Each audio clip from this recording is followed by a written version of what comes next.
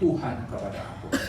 Wa kafali izzan, dan saya amat beruntung, annani abdan laka, sesungguhnya saya ini hamba kepada engkau.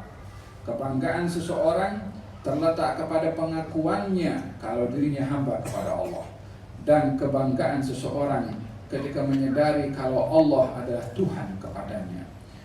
Maka dengan demikian nama Nabi Muhammad diambil daripada nama Allah Subhanahu wa Ta'ala, yang artinya banyak dipuji.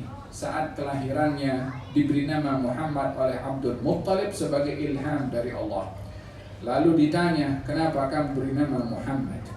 Supaya banyak diingati dan banyak disebut, kata Abdul Muttalib, yang memberi nama kepada Nabi Muhammad sallallahu alaihi wasallam.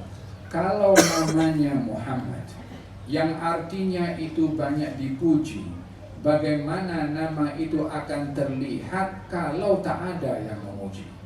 Bagaimana nama itu menjadi fakta dan nyata kalau tak ada orang yang menyebutkan?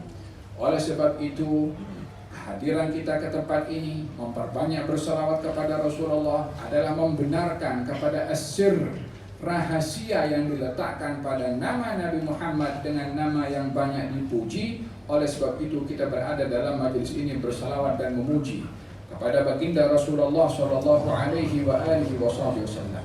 Walaupun sebanyak mana kita puji Nabi, bukanlah kepujian yang kita berikan kepada Nabi menyamai dengan makam yang sebenar kedudukan Nabi Muhammad sallallahu alaihi wasallam.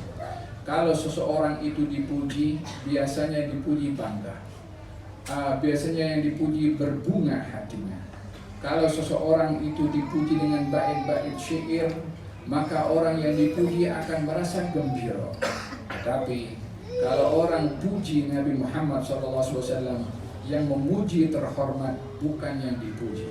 Kalau seorang membuat syair untuk Rasulullah, syairnya akan menjadi terpuji bukan karena syair itu Nabi Muhammad terpuji. Kata seorang penyair mengatakan, aku tidak puji Nabi Muhammad dengan syairku, tetapi aku menjadikan syairku terpuji dengan memuji Nabi Muhammad sallallahu alaihi wasallam. Demikian kedudukan baginda Rasulullah.